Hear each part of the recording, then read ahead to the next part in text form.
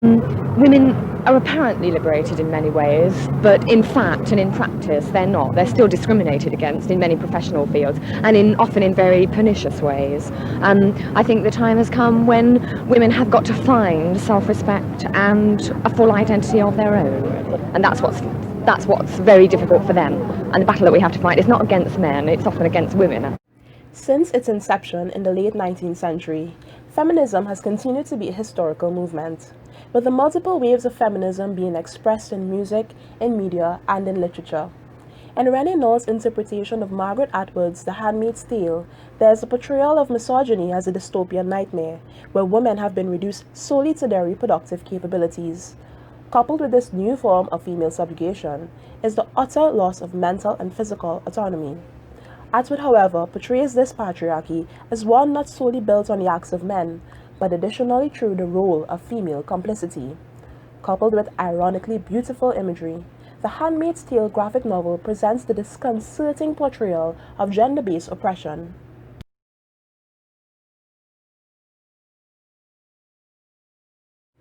The women of Gilead, the martyrs, the wives, and the O'Connor wives, have all had any semblance of their identity removed. By assigning a distinct role to each group of women, the theocracy ensures that each woman's personal identity is entirely reduced to that of her duties. However, no group experiences such erasure like that of the handmaids. When placed with a family, each handmaid is assigned the name of the patriarch. This renaming distinctly identifies her as his property. Additionally, by removing the handmaid's name, there is the severing of the connection to her own identity, individuality, and self-esteem. The removal of a name also removes her humanity. It is through this objectification that there is the creation of a mental loophole which eliminates the guilt surrounding the abuse of the handmaids.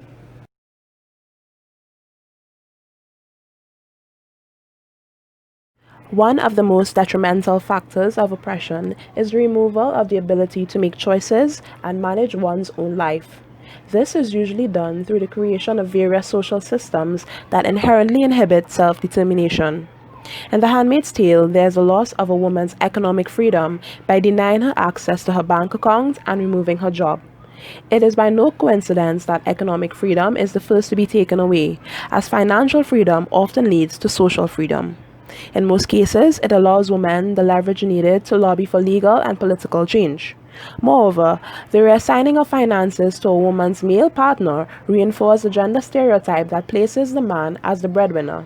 This creates a space for women to be manipulated, as they are now dependent on their husbands for their very survival.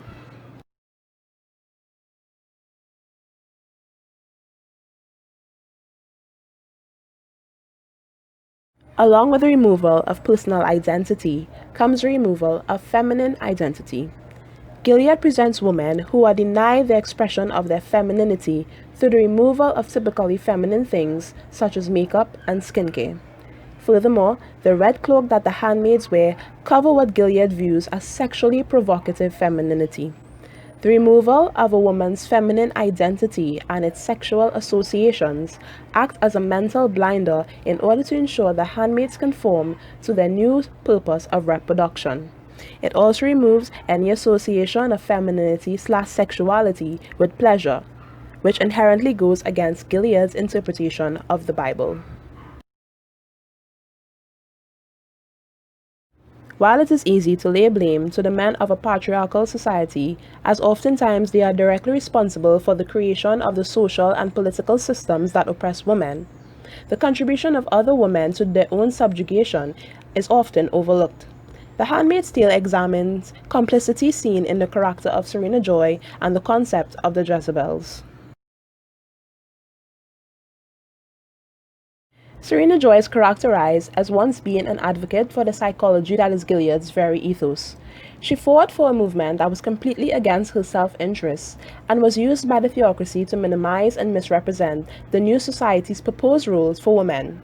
However, ultimately, Serena is a woman in Gilead and therefore is still being oppressed, her worth diminished by the society that she helped create.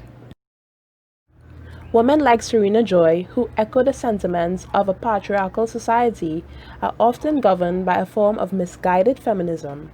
This misguided feminism, in the name of uplifting women, strives to create a freedom from society in which women are free from sexual assaults, single parenthood, and gender-based violence.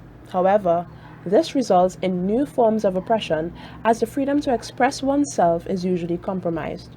This free from patriarchal society places women into categories of good and bad girl. One key example of this being the scene where Janine is blamed for her own sexual assault. In the free to society, though Janine is allowed personal autonomy, the consequence of that is the risk of sexual assault. Along with the desire for children, it could be said that Serena Joy strived to be a good girl as she advocated for the sanctity of the home, about how women should stay home, and other misogynistic gender roles. The other side of Gilead's oppression of women is the Jezebels. They partake in sex, drugs, alcohol, and other activities that the handmaids are denied. However, the women who are sent to the Jezebels are merely experiencing a different type of objectification.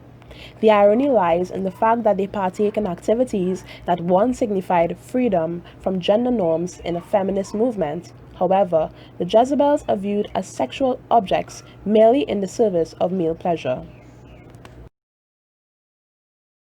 The Handmaid's Tale presents a scenario that, in reality, is not as far-fetched as we would like to believe. The policing of women's access to reproductive health care due to religious bias and the denial of reproductive autonomy in the name of natalism are very much issues in our current society.